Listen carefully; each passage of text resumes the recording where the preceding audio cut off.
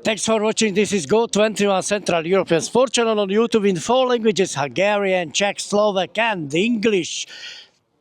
Zdraví všetkých divákov Go21 stredohorská športová stanica na YouTube v 4 jazykoch: maďarčine, slovenčine, angličtine a češtine. Teraz slovenčine, nakoľko 3. liga Západ začal s takým derby zápasom pre jedného hráča, Patrika Bartoša, nakoľko pokoril Gabčíkov v minulej sezóne v jesennej časti, keď dal 2 góly a zrazu prestúpil do Gabčíkova.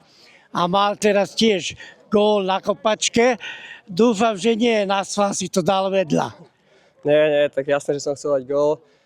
Na ten zápas prvý spomínam dobrom, aj keď teda pre Gabčíkov to nebol úspešný zápas. Mne sa tam podarilo dať 2 góly, ale tak teraz sa už sústredím na to, aby som čo najviac pomohol Gabčíkov.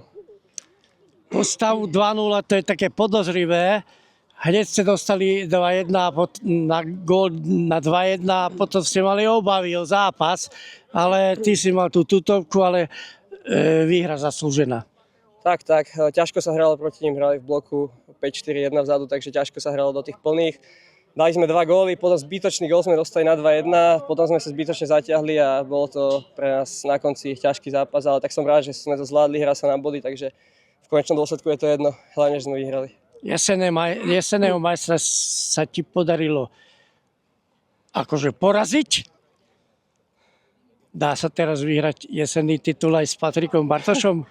Tak bude to ťažké, ale ja verím tomu, že minimálne sa posunieme v tej tabuľke a či to bude už titul alebo nie, tak kiež by, ale je to náročné, je tam veľa bodov strata a my sa posnažíme ísť čo najvyššie a či to bude 5., 4., 3. miesto, tak to už uvidíme. Síce ty nie si tu doma, ale v génoch si doma, lebo tvoj otec tu hral za DAC niekedy.